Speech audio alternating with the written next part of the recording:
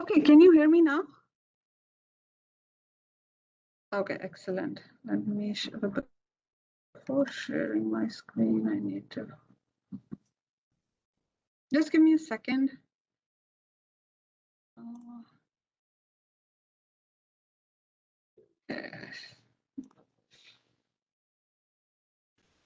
Okay, so there are two me's in the meeting for some reason, but I'm not sure why. As long as you can hear me, I think that's fine.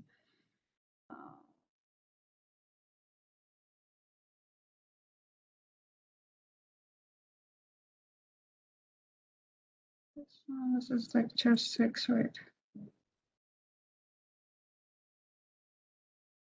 All right, I'm sorry about this issue. So what we've discussed until now is that we are again, people who are online, I'm just like quickly repeating what we already said in today's lecture, is that we are discussing a few strategies that should be like, or like maybe in other words, considerations of like for anyone who's trying to design a machine learning project, right? And so like some of the important aspects of like the iterative procedure that you should be following when designing any machine learning project is that you might want to collect more data, or you might want to train your algorithm longer, or you might want to use some optimization algorithm, like all three of these if there is high bias in your model. And you might want to use regularization or tune hyperparameters if there is like high variance in your model, right? So we are beginning with the very first technique, that's orthogonalization. I'm sorry, I like feel really hard. I mean, that word somehow feels extremely difficult to pronounce. But the idea behind that is that like there are different aspects of your machine learning project that are independent in some ways from one another. And so you can independently fine tune each of those, right? So that's what we are trying to do here. So a typical machine learning process is like first you are going to fit the training set on the cost function, right? And if you feel that that's creating some issues in the sense that you're getting really bad results on your training set, then you have a certain set of remedies there itself, right? And they can be independent from like when you're having issues with like fit dev set on the cost function. Because then this, like the second point here is pointing to the fact that my model is not generalizing well. So in that situation, maybe regularization is the remedy, right? In the first one, like fit training set on the cost function, the remedy is like maybe get more data, maybe train for a longer period of time, right? Or maybe this model is not working well for this particular data set or this problem. And then finally, when you fit the test set, that again points to regularization. But the thing is that we cannot do anything like once our test set is giving us bad results, because then we are going to bias our model. So maybe we need to rethink through the strategy itself, right? So that's what this section actually talks about, that if the model performs well on all the three steps, then most likely we are in an ideal world, which is usually not the case, right? So when, like, what should we do? So for example, like in step 1 is not giving us good results, focus on this, right? Focus on maybe getting a better algorithm, getting like fitting, maybe gradient descent is not converging well. So maybe I'm going to use an RMS prop, or maybe I'm going to use Adams, right? In step 2, if I'm not getting good results, maybe I'll need to use regularization. So if we think of like all these three like remedies and like separately, there are actually three different aspects that are not overlapping. And so their solutions are also not overlapping. That's the whole point we are trying to make here. And so that's where this word orthogonalization comes in, that they are like orthogonal to one another in some sense, right? So um, you can just like focus on the issue that you're getting and like get the remedy for that issue and like leave the other parts untouched. As I said, we will talk more about this when I discuss the research paper that I have provided at the end. So that also talks about like what is a good way of tuning your overall process. What's a good way of tuning your hyperparameters? So that paper actually talks about tuning hyperparameters. But again, the idea comes from this like fundamental concept of orthogonalization. Okay.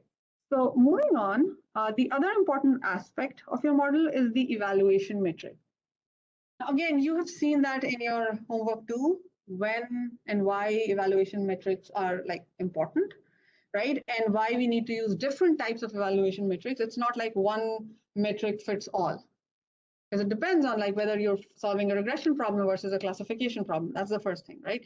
And then it also depends on the types of variables that you're using, and sometimes it even like depends on, let's say you're working on a classification problem, and you decided that precision and recall both are important, right? If you think about the formula of precision and recall, what happens sometimes is that in many problems, especially like problems related to medicine, precision and recall might have a trade-off.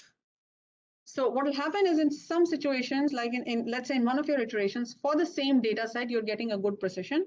And then for the same data set, you're getting a good recall. And so then you're like confused, like which one to pick and whether my model is doing good or bad, right? So if that situation comes, and that situation is pretty common, believe it or not. So there is like this F1 score that I know many of you are familiar with, which is nothing but like a mean of precision and recall.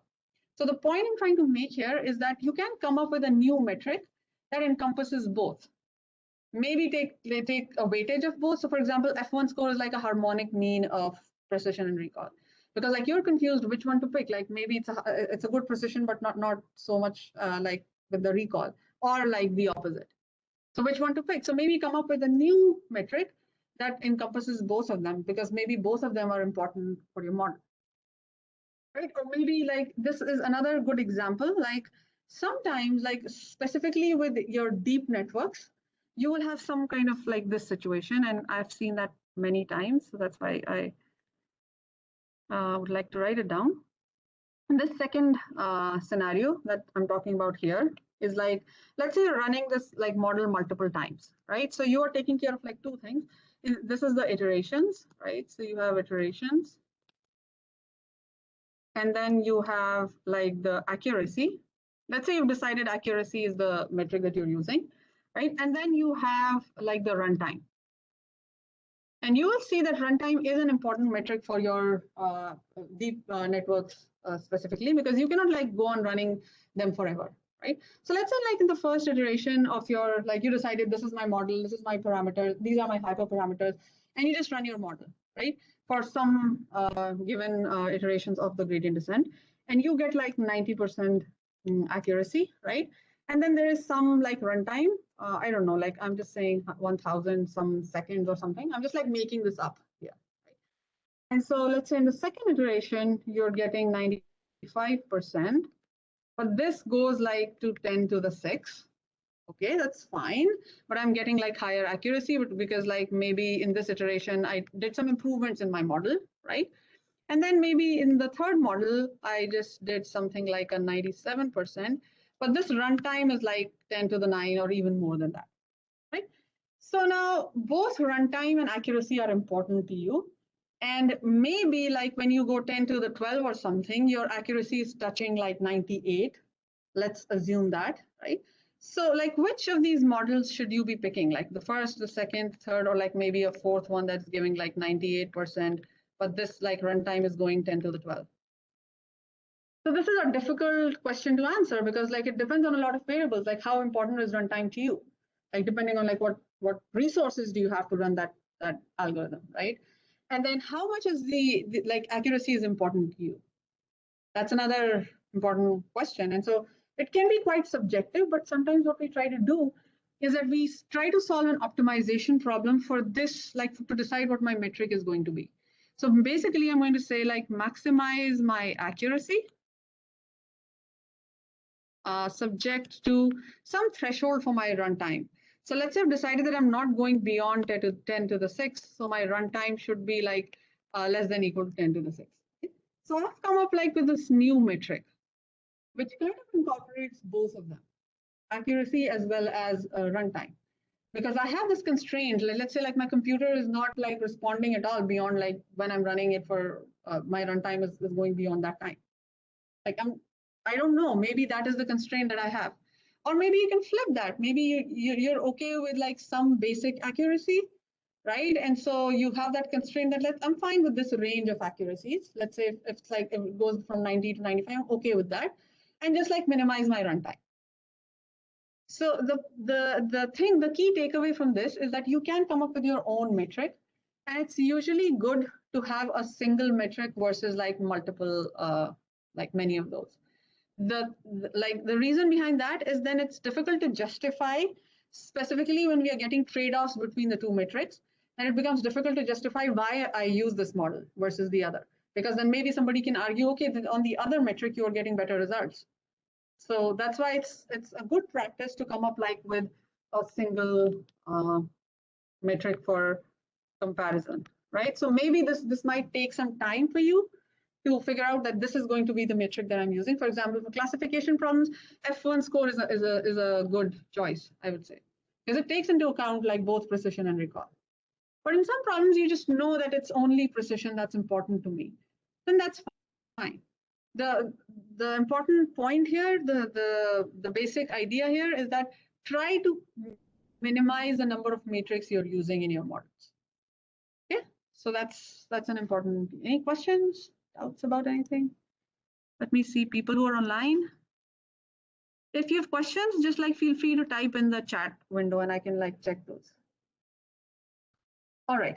So this part is okay, is clear to everyone. So when you're thinking about your like final project, maybe thinking about like what metric is going to be good for this problem, spending some time on that makes sense.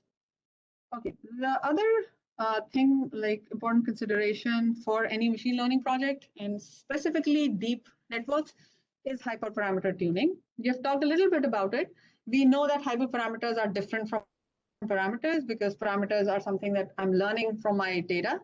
But hyperparameters are something that I cannot learn from my data because I specify them. And because there are so many hyperparameters in deep learning, this is like an entire big area of research, actually. It's a big area of research and discovery, hyperparameter tuning, what are the best parameters for a given deep learning model. Okay? So there are many approaches that are used right now. The first one could be just like trial and error. That's an absolutely okay type of hyperparameter tuning. If you have time, if your network, if your data permits that you have like enough time to go and check for different values of hyperparameters, that's fine. So trial and error is one way, right? That's the first one. The second one is grid search. So if you remember from the previous lecture, I'll just like quickly show you the picture and I'm sure you'll remember. So in grid search, let's say like you're searching 3 or 2 parameters, right? So hyperparameters. So this is like parameter 1 and parameter 2. So you have like a grid of values already, right? And so you select like for some given P1, this is going to be my P2, right? So the issue with this one, if you remember, was that like for a fixed value of P2, I'll be searching for 3 P1s, and then for a fixed value of P1, I'll be searching for 3 values of P2.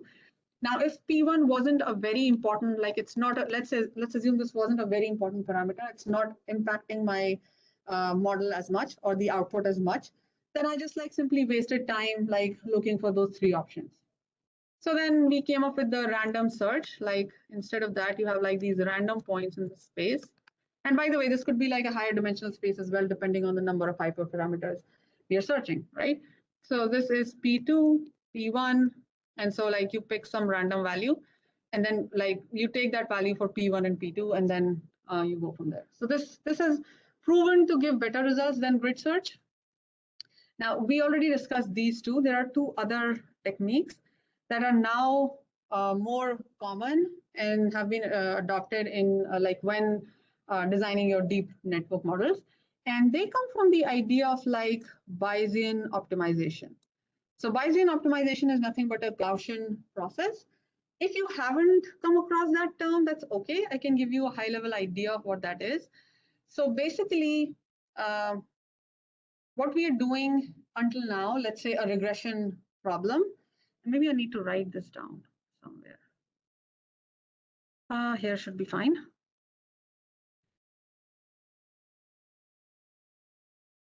Okay, so until now what we've been like assuming is that you have like these y's, right? And then y is equal to some f of x, meaning like we know that this function could be some like maybe a linear function, right? Usually for like regression type problems, right? So basically what I'm trying to say is that we have an analytic relationship between y and x, right? But then in the Gaussian processes, we don't assume that. What we say is that we have this data, right? And then we consider these like candidates candidate solutions, meaning that like all possible, what's the spelling of candidate? Okay. So yeah, so we consider like all possible candidate solutions that are there for the data. So now you can think that there could be like infinite, right? There could be like infinite such models that are actually possible because I have a relationship. I have to create a relationship between y and x being my input, y being my output, right? So now we cannot go on just like picking up all the candidate solutions. So what we do is we pick only the ones which my data is matching with.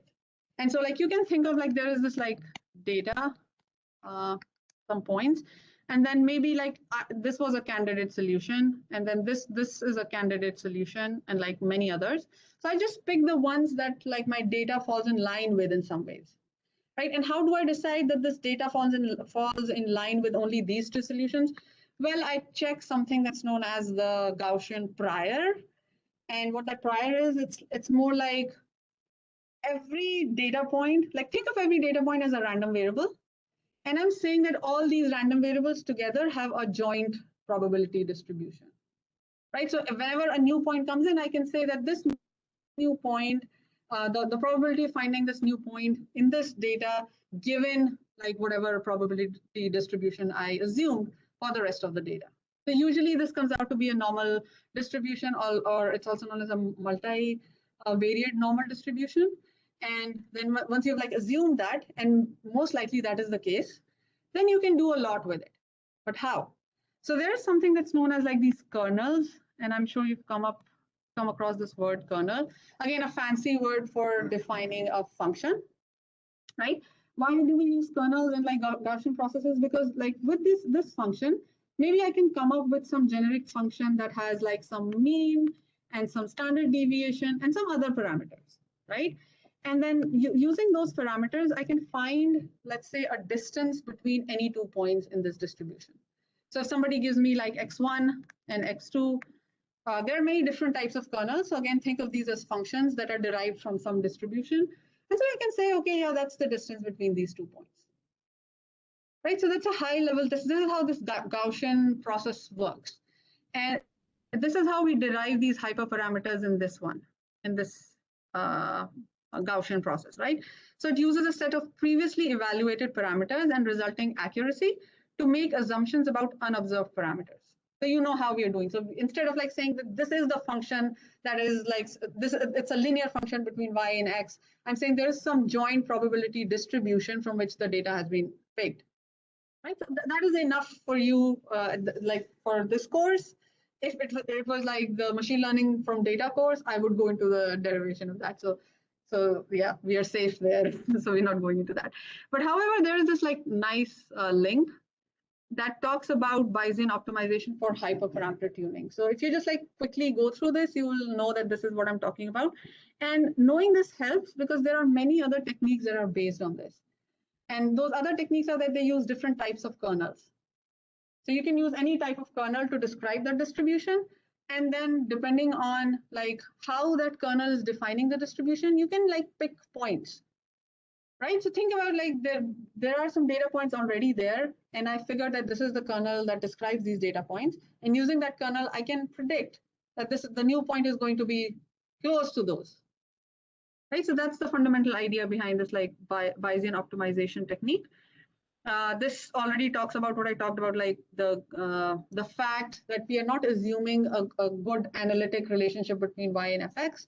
And so the issue that comes up is that you cannot, I would say, you cannot implement these convex optimization techniques like the gradient descent, for instance. And so that's why we use Bayesian optimization. Again, for this course, all you need to know is like just go and find in TensorFlow and in Keras, there are like packages that do this like Bayesian optimization. So that's all you have to do. But it makes sense that you understand what, like where we are coming from, right? Maybe you don't like need to remember all the maths that's given here, but just remember that there is a surrogate model and then there is this acquisition function. So acquisition function predicts when you give it a new point, it predicts where this point is going to lie. So basically think of this as like some similarity based score. So it's going to like based on like how similar this new point is to some existing points, given that we are assuming that they have a joint distribution. That's all it's doing. So this much is enough for you to know. And here this like talks about how this works, right? Again, I'm not going to go into the details of this, but from the perspective of hyperparameter tuning, think of like picking up the hyperparameters from this model. Right, so this is helpful going in and checking like some of the packages that are available. I don't remember on the top of my head, but I know Keras provides that, and you can just like do some research on that if you are like, if you really want hyperparameter tuning to be done using some Bison optimization methods, right? The second one here, by the way, not, I don't think it's here. Okay, this WebEx doesn't let me go to my page. Yeah, here. So this one, yeah, the final one, again, I don't want to like overwhelm you with all this information. Just know that this tree-structured Parson estimators, because you will see that term a lot, is again a Bayesian optimization technique, with the difference that the kernels that are used are known as Parsons windows. So they are like those square kernels. And again, there is a link that I provided that shows this here. And the good thing here on this link is that they're showing you how to do that in Python. So that can be helpful, right? But again, this is a Bayesian optimization technique where you're saying that the data has come from this distribution. And so the new point is also going to be somewhere in the distribution. And so I should be able to estimate that. That's it, right? So here, yeah, so this talks about the entire algorithm. That's also given on the other article. However, yeah, here. So the Parsons window estimator is like, again, doing some density estimation. And why they're known as like Parson windows is because like they have this like window type shape. But again, I wouldn't go too much into the math side of this. Just know that this Parsons estimator is another kernel. That should be sufficient, right? So the important thing from the perspective of machine learning projects or AI projects is that when you feel that your hyperparameters are playing an important role in the output that you're getting, then please go in and at least like explore these two techniques, because sometimes they can be like really helpful in fine tuning your like hyperparameters and getting good results. Okay. And I can point you to the library as well. I know maybe it's there on the TensorFlow website, but you can find that it's like a single 2 to 3 lines of code using which you can just like implement this. Okay. All right. Yeah, I don't want to scare you more with like more math, so I just stopped there. Yes. Is there a way you could find which parameters are most significant? Yes. Excellent question. So you can actually do a design of experiments. So for example, techniques like analysis of variance, ANOVA, a simple ANOVA can tell you like this parameter is more significant than the other, right? And so and actually it's a good, I would say, post hoc analysis. And I have done that in most of my research. That event, like once you have your model and you have your results and you've used different hyperparameters, it's like, and if you have time, that's also important, just go and do an ANOVA analysis. That makes a lot of sense because it actually tells you that these parameters were more significant than the others.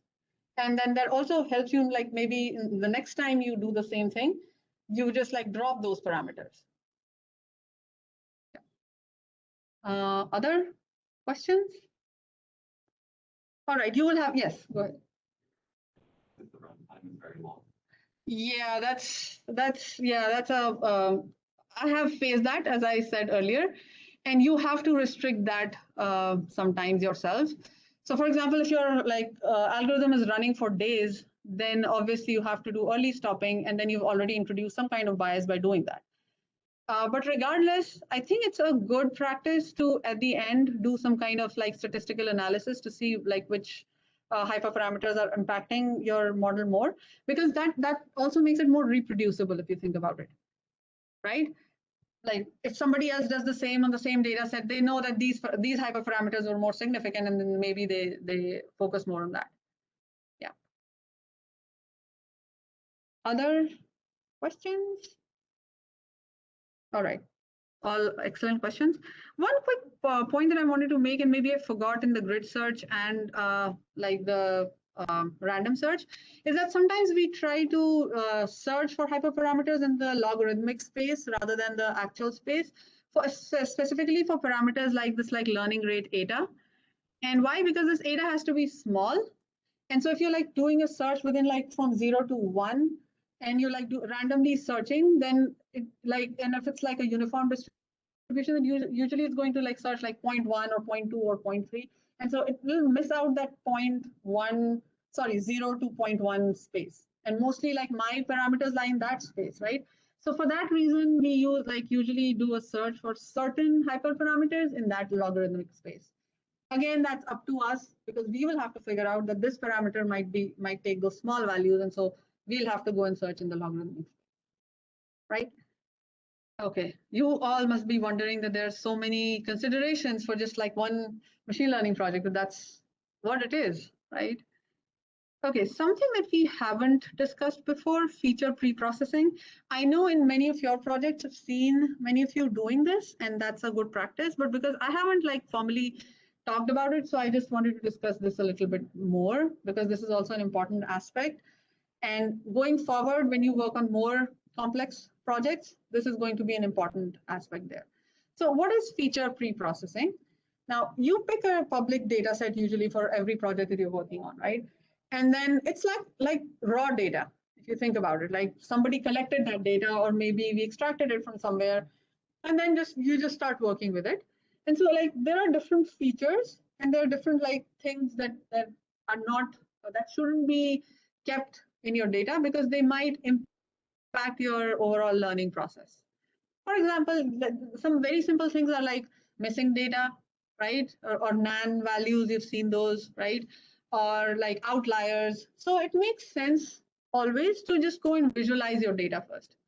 So as the more you visualize, the more you know about the data and the better techniques you can come up with. So that's like something that you should be doing regardless of like what problem you're working on. After that, there are certain things that you need to do because what happens is like, let's say you're working with numeric data, and most of the machine learning algorithms are designed such that they consider every feature to be equal. So what that means is that like, let's say there are two variables, and one for some reason has values from 0 to 1 only. And then there is another variable that has like extremely large values, like in hundreds or thousands. Now my machine learning algorithm is going to take both of them as equal, but there is that scale difference. And so that scale difference can be taken as important, like the significant difference, because my algorithm is going to consider the ones that had higher magnitude values to be a more important feature. So for that reason, what we should be doing is that we need some pre-processing. So the first pre-processing step that in most numeric data you should be like following is additive pre-processing and mean centering. So why is that? Because we can remove any kind of bias from our model. So like, and many of these machine learning algorithms, like principal component analysis, I'll talk a little bit about that today. It works on the assumption that your data has been mean centered, right? So what you do is that you take the mean of that column and subtract it from every value. And so it's like, obviously, then you can say that it's centered around the mean, right? So in practice, like a vector of column-wise means is subtracted from each data point. And so this is like one pre-processing step. Again, this is not like a one-size-fits-all solution. In most numeric data situations, you should be doing this. But in some cases, you might not need it. So then you have to figure that out whether we need it or not. Maybe like we didn't have enough data, or maybe we didn't have any other feature that this feature is going to like bias or something, or maybe we are not using an algorithm that is going to be biased by this. Then maybe I don't need to do that, right? Sometimes like another type of pre-processing is to get rid of negative values if desired. Again, depends on like what problem you're working on. And so one way is to add the most negative entry to all the entries. That's like one way of getting rid of that. So if you think about both of them, you're just like shifting your data. You're not like losing any information there. You just like shifted it, right? Okay, so that's additive pre-processing and mean centering. The second one is feature normalization. And this is again like important because what we are trying to sometimes do is that we want to assume in most of the cases, like for example, regression type algorithms, that our data has been derived from a normal distribution. And so one way of like doing that is like a standard normal, is that you can just like divide each feature by its standard deviation for that column, right? And combine this with like the mean centering. So you'll have a mean of 0, standard deviation of 1 for that column. So that means it's a standard normal. But all you've done is that you've just like scaled it and like shifted it. So you haven't lost any information there, right? Again, why are we doing this? Because like many of the algorithms work on that assumption that the data was derived from a normal distribution. So it's a good practice to do that. Okay, another type of feature normalization is to compute the min max. So sometimes we do that, but not in most situations. So what you do is like subtract the min from every value and divide it by the range of values. That's like max minus min. So again, that's another technique of shifting. Okay. So this I think I already talked about why we're doing it, because like different columns can have different order magnitude. And so we are trying to bring them to the same scale. All right. Third and like sometimes very important technique is known as whitening. And whitening is like to create a new set of decorrelated features. So correlation sometimes can be bad, specifically in linear models. And the reason being that if like two features are highly correlated to one another and you use them as input to your model, so that means that in some ways you are like, so it might be or might not be bad for your model, but in some ways you're like repeating the same information that's carried by one of the features. It's already there, and then you have like highly correlated features.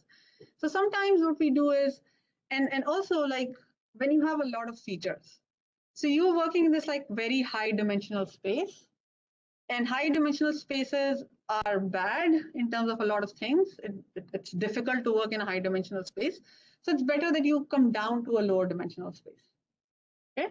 So what we do is like one such technique is principal component analysis. So we create like, so principal component analysis is like an application of singular value decomposition. If you've like come across that after mean centering a data matrix.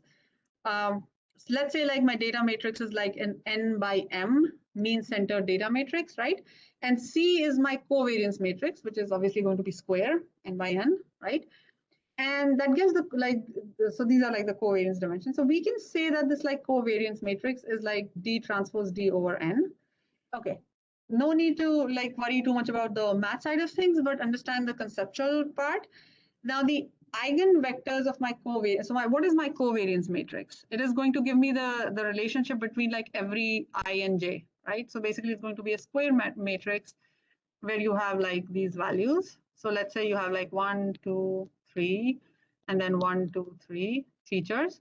And so you'll have some value here that gives you the correlation between 1 and 1, and then 2 and 2, 2 and 1, and so on, right? So you have like some way of expressing that. And then once you have that, right, the eigenvectors of this particular covariance matrix, they will provide this decorrelated directions in the data. So one way of thinking about it is that the eigenvectors are my new, I would say, dimensions.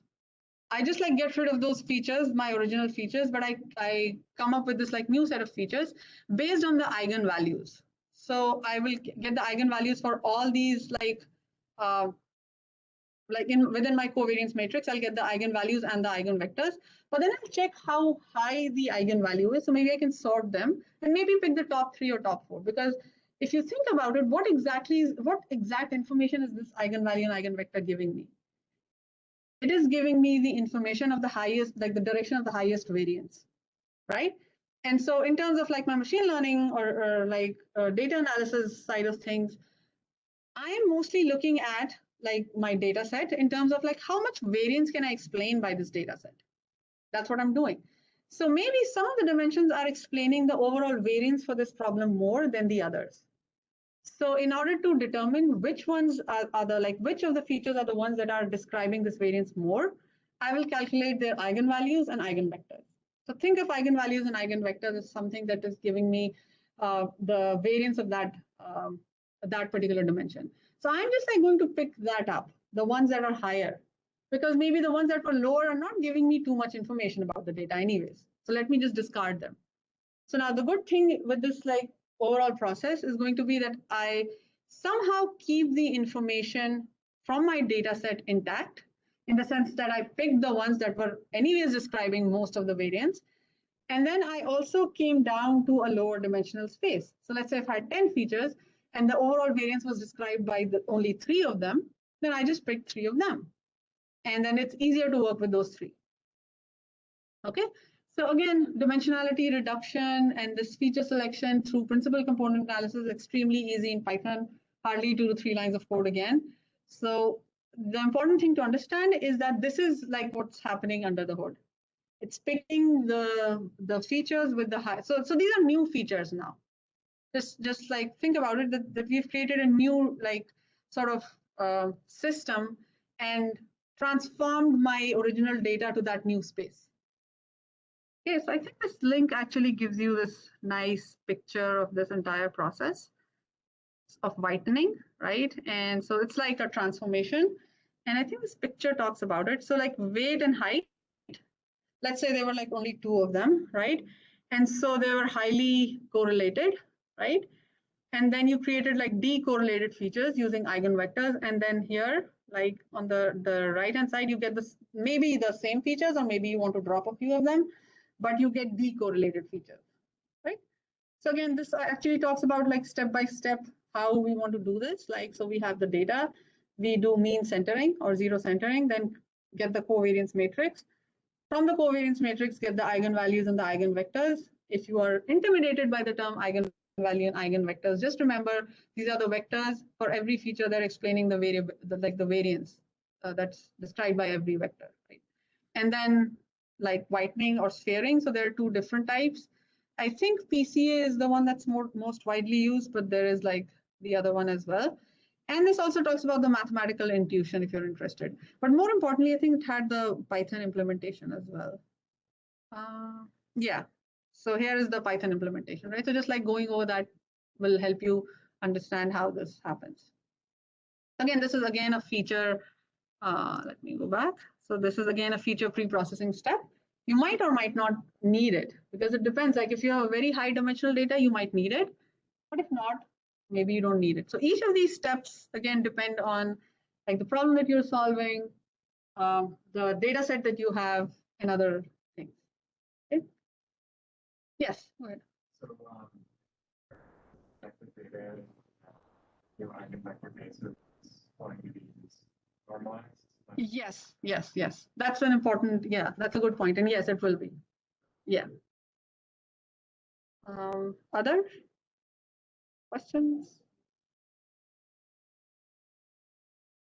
Okay, that's fine. Okay, George, your question, you're online, is that whitening is mainly used to reduce variance? No, so it's mainly done to select the features that are describing most of the variance in your data. So you come up with this like new, so basically if you think about it, let's say you had 2 features, X and Y, and you were doing everything in that feature space, X and Y. But then somehow you realize that most of the variance is across X only and not across Y, right? So you think about like doing whitening because maybe I don't need that other feature, right? So I can like come up with a new feature space wherein I have only 1 dimension because along this dimension, like most of the variance is happening. Does that answer your question? Okay, yeah. All right. So that was about feature pre-processing. If you have more questions, people who are online, you can just like write them in the chat box anytime, and then I can come back and answer those.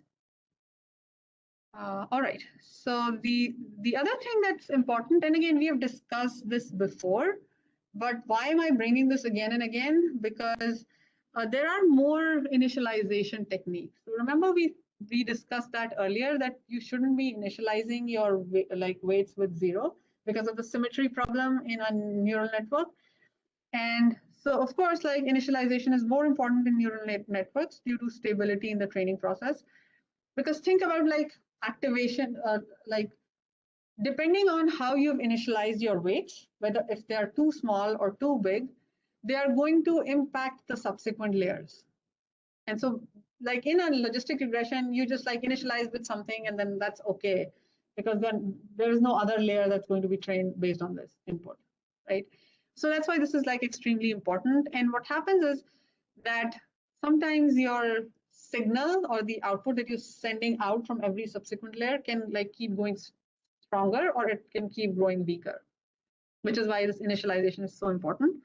And we talked about like generating or initializing your weights like randomly, but there is a more systematic method of doing it. Like you can assume that you're picking it from a Gaussian distribution or a normal distribution with zero mean and a very small standard deviation, and which is estimated to be something around this. So this is an experimental value, square root of 1 over r, where r is the number of inputs to that neuron. So this is another way of like initializing your weights. And this has been found to be an effective way for an effective method, specifically when you're using a sigmoid activation function, right? Or picking up from this uniform distribution. Again, R is like the number of inputs to that neuron. So basically, R is the number of neurons in the previous layer, right? So these are two additional ways, in addition to just like randomly picking up the weights, you can like initialize it using this method, has been found to be effective, okay? So there is another link that I provided that talks about initializing neural networks. And this actually gives you a very high level, like a very good high level idea of how you should, like what all considerations you should have when designing machine learning projects, when designing a neural network. And you can just like quickly go through this. Most of the techniques I've already discussed in today's lecture, but effective initialization is something that you can just like quickly skim through this. That will give you a good idea of how to do that. But in my experience, this is like a good technique that you create a uniform distribution using these two parameters, like minus square root 1 over r to 1 over r, and then pick like sample from there. It's a like, it will take care of a lot of issues that otherwise like symmetry related issues or stability related issues. Okay, so that was about initialization. Think, okay, let me quickly see what all we have. So we have the last part of today's lecture is talking about vanishing and exploding gradient problem. This problem is something that comes up again and again, and we'll see that it comes up in recurrent neural networks a lot. But I wanted to cover it today so that I can give you an idea of like why this comes up. And this is like a problem that also exists in like any other deep neural network apart from recurrent neural networks. This is something that we have to keep in mind, because when you implement your own neural network, you will see that you will come up with this. You can end up like getting zero values in your outputs. Zeros are like extremely huge values. So let's quickly take a 5 minutes break and then like start talking about vanishing and exploding gradient problem.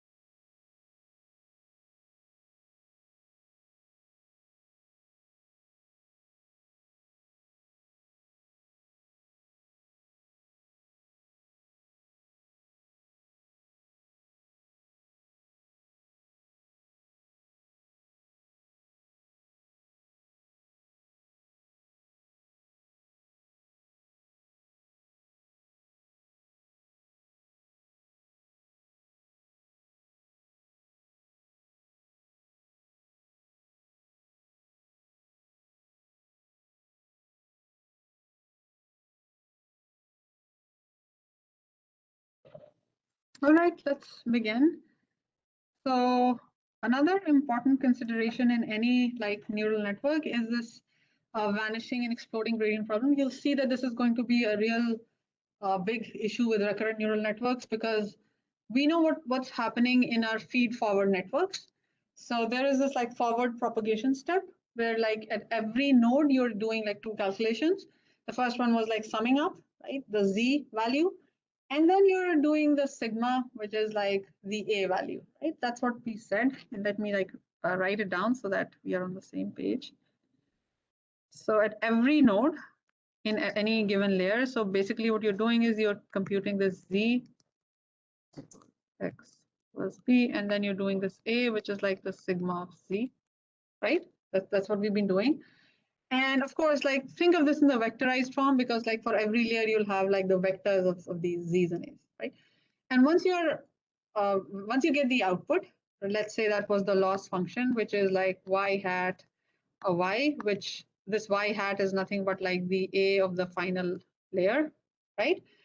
And then you go and start calculating the gradients because then you have to pass those gradients like back to the network because we're using gradient descent first of all, and based on these gradient values, we make the updates to my weights. That was the high level. And so these were the four equations that you need to compute at every layer in back propagation. So if you look at each of these, like the important ones are these two, specifically the weights, because we have to update the weights based on this like gradient value, right?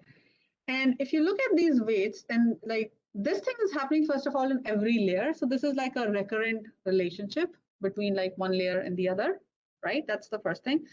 And another thing that makes it like recurrent is like, look at these values, this dz and this dal minus 1. So basically, this dz is coming from here, right? So you are computing like uh, this a is like the vector notation for this, right? So it's coming from here. And here is the element-wise multiplication with the first differential of my sigma, right? Which is this thing, this thing here. Okay, so this becomes like really complex, and high level what I want to focus on is this equation, the weight update, because think of like this dw, that update in layer L, and think of this like dal minus 1. Now this dal minus 1 has like the weights and this dz from the other layer as well, right? And so what's happening for every weight update, as you're going backward and backward, right, there are these partial derivatives that are increasing in number, because for every weight update, you have to check for the gradient for like a particular layer, like let's say L, has to look at the gradient layer of like the L minus 1 and the one before and the one before. And so imagine what happens when we reach at the first layer. Like I would have, like my gradient would have traveled all the way. And then if this is a fully connected network, then I'm going through like all possible paths, right? So the math behind this actually itself is like intuitively telling us that this can be an issue, and that actually is I would say exaggerated by the fact that we're using the sigmoid function. Because if you think about like sigmoid, right, this f actually here is the sigmoid, and the let me go back here, right? So let's assume like the sigmoid activation for like a 0, 1 output, right? And the derivative of f is given by f1 minus f. So you can just go and check like the sigmoid. If you find the derivative, it's like the sigmoid times 1 minus the sigmoid, right? And so the value takes on this maximum at 0.5, right? And so it won't be like more than 0.25 even at its maximum, right? And then like I'm only thinking of a very simple single node network for this example. And let's say I just had one node in every layer. And what's happening is that, like, let's say there were R layers.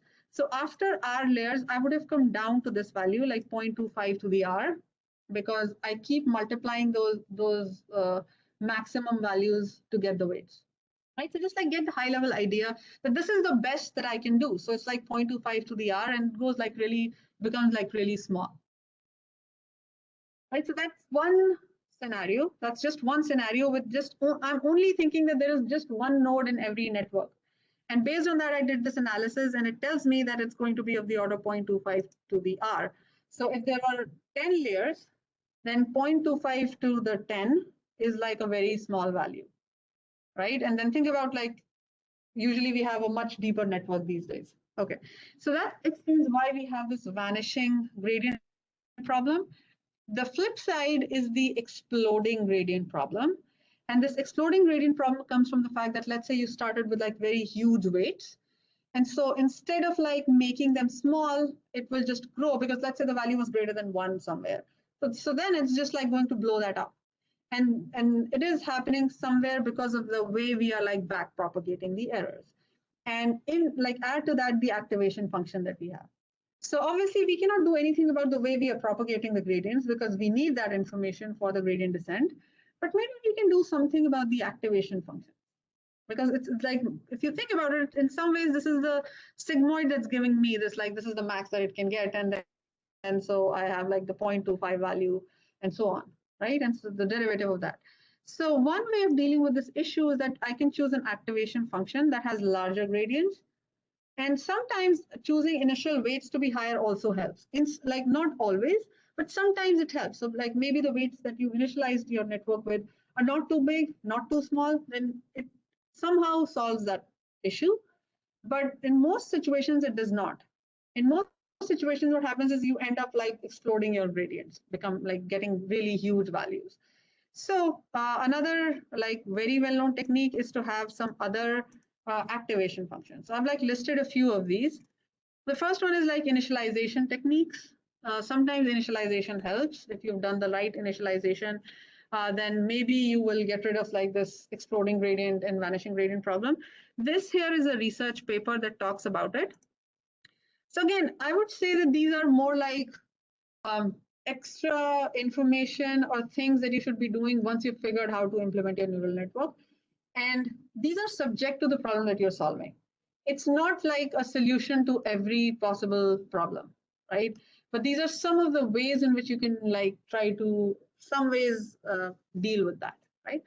So here, this paper, and it's a very good read if you just like go to the PDF here and read through this. This talks about like how can we deal with like when we're using the sigmoid, what all can we do to like how can we initialize to deal with the problem of like vanishing gradients and exploding gradients.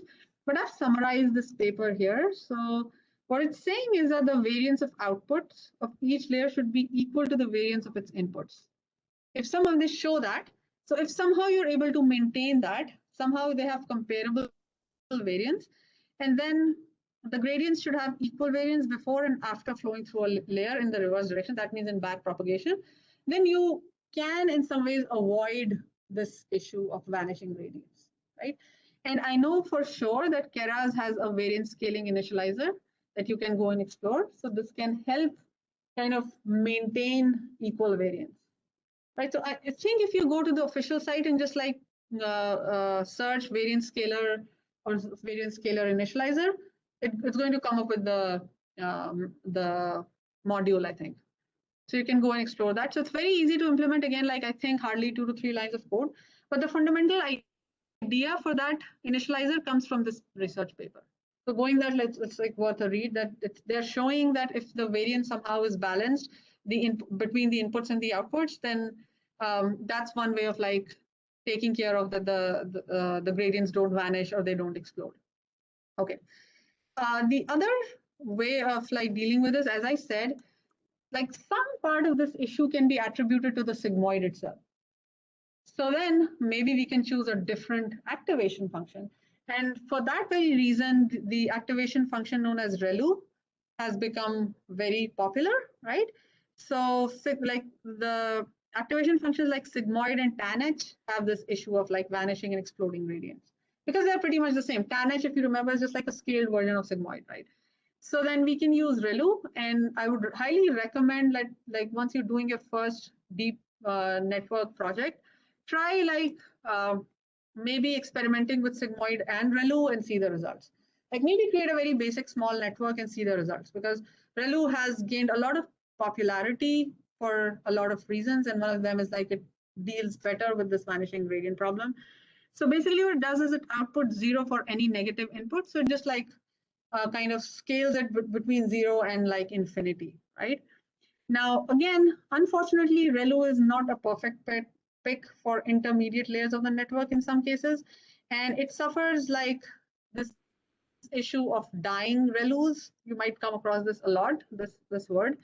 And so there is another. So if you remember, this is how Relu looks like. Let me show you. Okay, so this is how it looks like. So basically it goes here.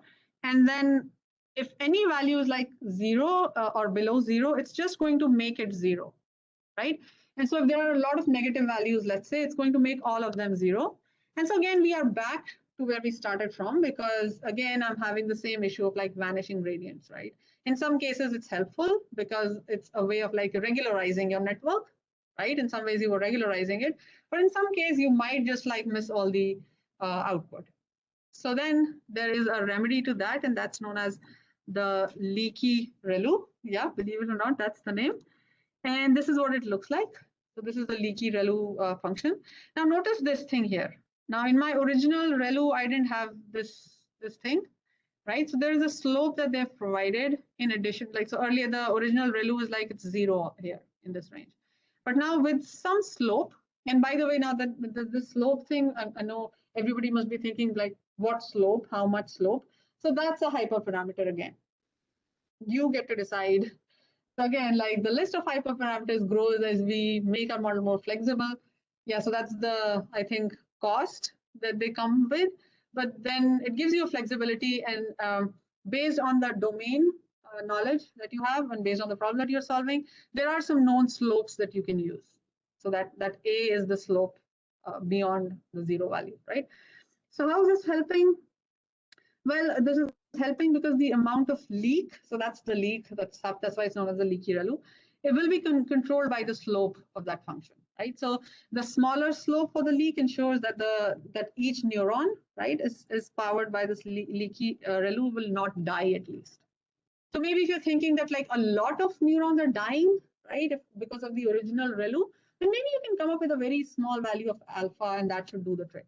If you come up with a very high value of alpha, right, then think of like, imagine the shape of that leaky Relu. It's going to be the same slope as forward. And so like it has like both pros and cons. So again, that's why alpha is a hyperparameter, I would say.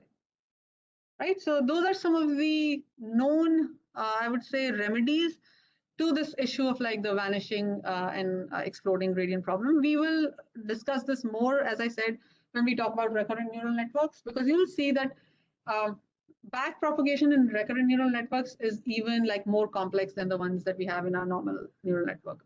So then that explains that we'll have more vanishing gradients and more exploding gradients. Okay, one final one that I wanted to talk about is batch normalization. And here is the research paper that talks about this batch normalization is in detail. So it's a way of like accelerating your deep neural network.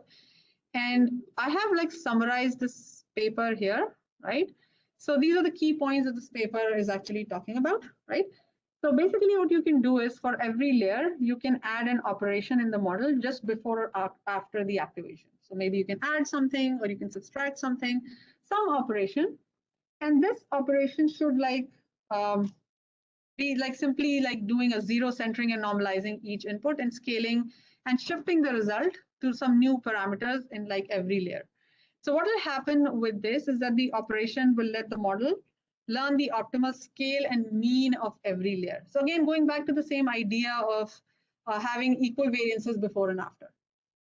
But the only difference here is going to be that I'm doing this only for the current batch for which I'm training my model, not for the entire data set. So maybe I do it for this batch and keep these values, and then go on do the next batch and keep the values for that batch only. Right, so that's why this is known as batch normalization. I would say that like, although the term sounds really complex, it's actually talking about like standardizing your data in every layer. That's what we're doing here, right? Okay, yeah. So the standardizing the activations of the prior layer means that the assumptions that the subsequent layer makes about the spread and distribution of inputs will not change dramatically. Because I'm just like, if you think about it, I'm restricting the amount of variance that is going to be there in my layer, right? So I know that like I won't go beyond this scale and this mean. That's what I'm doing. So when I know that I won't go beyond this scale and this mean and this variance, then I'm going to maintain that through the layers. So that's what batch normalization does. Again, there is a library, and I would leave that to you to go and search. But there's a library in Keras, there's a library in TensorFlow that helps you do batch normalization. So again, like going back and like doing some research on that would help. All right, so those are some of the important techniques of like how to deal with vanishing and exploding gradient problem. The final part of today's lecture is about model selection, and model selection can be like very subjective. So model selection could be that, okay, I'm solving this classification problem. So maybe I want to use the tree-based method, or maybe I want to use logistic regression, or maybe I want to use a neural network. Or it could be that I have decided that I'm using a neural network, and so what all configurations I'm going to use, right? And you will see going forward that there are problems with which like you can use a convolution neural network, or you can use a normal feed-forward neural network, right? So model selection, as I said, can be subjective, and this article really like summarizes all of that here. And I'll just like skip all of this, just focus on these points, right? So basically this article talks about like, because this is a subjective thing and like what exactly is a good enough model. And it comes down to these things. And why am I so much interested in model selection at this point is because you will soon start building your own projects, the final project. And so these are some of the important considerations that you should keep in mind when designing your project, because you have like a lot of time to work on that, right? So first of all, thinking about a model that meets the requirements and constraints of project stakeholders, well, we don't have that in our class project, but still thinking about what exact question are you trying to answer, and does this model satisfy the requirements of that given the data set that you're working with, right? And then also given the time and resources that you have available. Those are some things that are like important when you're doing your model selection, right? And a model that is skillful as compared to naive models. So maybe skillful here, they're saying in terms of performance, right? In terms of the ease of implementation. And so of course you can come up with your own criteria of like how you're going to select your model. I'm fine if like in your project you did one section wherein you just did model selection based on some research that you're doing.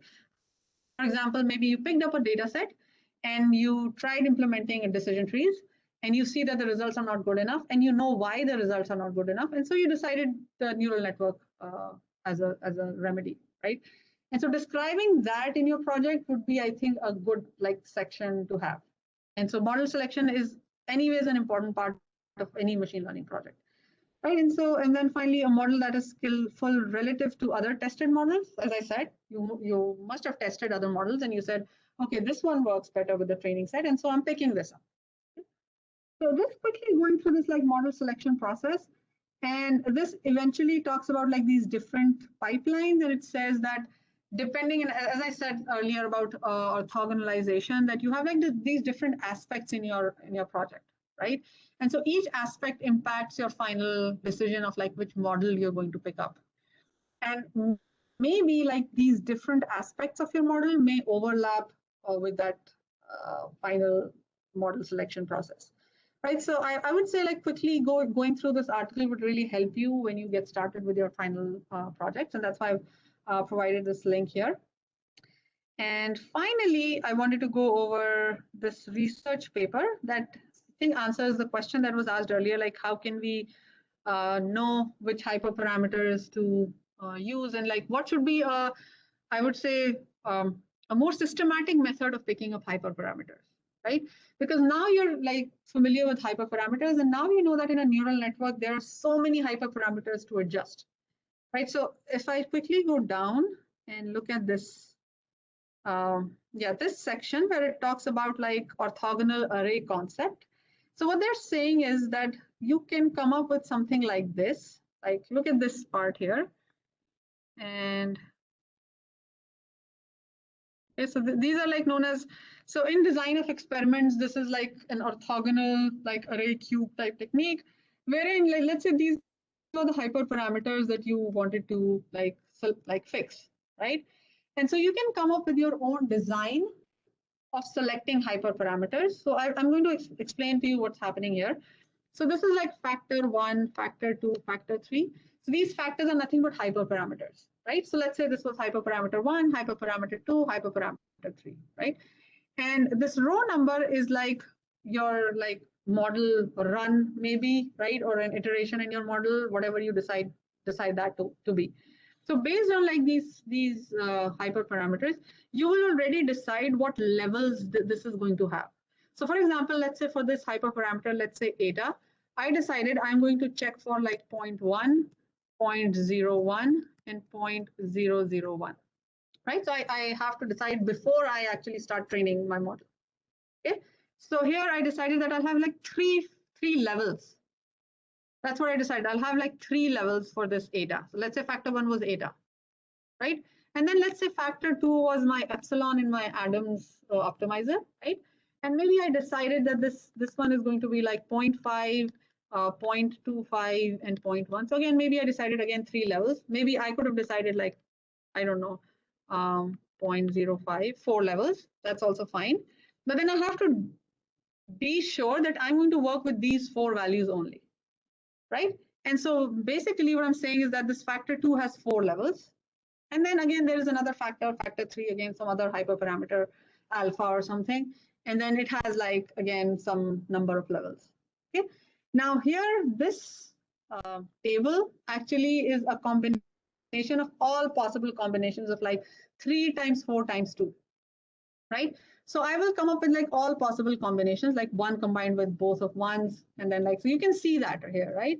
So basically I'll be testing like, so this is like 3 times 4 times 2. So these many models, right? And so this is also giving you an idea of like why you should be spending your time on selecting hyperparameters, because there could be so many combinations, like each of those combinations is a unique model. Right? So before you start building your model, before you start picking your hyperparameters, some kind of like that kind of a design makes sense. And having that before you actually build your neural network is important, because then you can show that this particular model is giving me this result. So maybe capturing that as well. So this is exactly what this is talking about, that like have a set of levels for each of your hyperparameters, because you cannot just go on like picking these hyperparameters forever, because each one of them will point you to a different model. So have that as part of your project model selection process or hyperparameter selection process, right? So again, a very good read, this entire paper, but that's how this is the orthogonal array tuning method.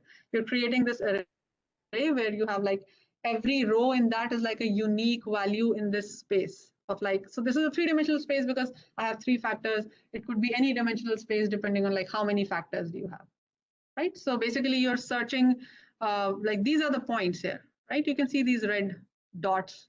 So they are like pointing to these rows. And so these dots are actually your models. All right, so that's that. And yeah, and so it's talking about like the steps that how you can build this entire thing. And again, going through this would definitely help when you start building your models. All right, so that's that. And yeah, that's all I have for today's lecture. As I said, today's lecture is going to be shorter, but I would really emphasize like specifically for today's lecture that whatever links in the paper I've provided, going through that before you start working on your final projects would be helpful, because this is something that's going to stay with us for all our homeworks, all our projects going forward. And yeah, from Friday onwards, let's start with recurrent neural networks. Thank you everyone for joining, and see you on Friday.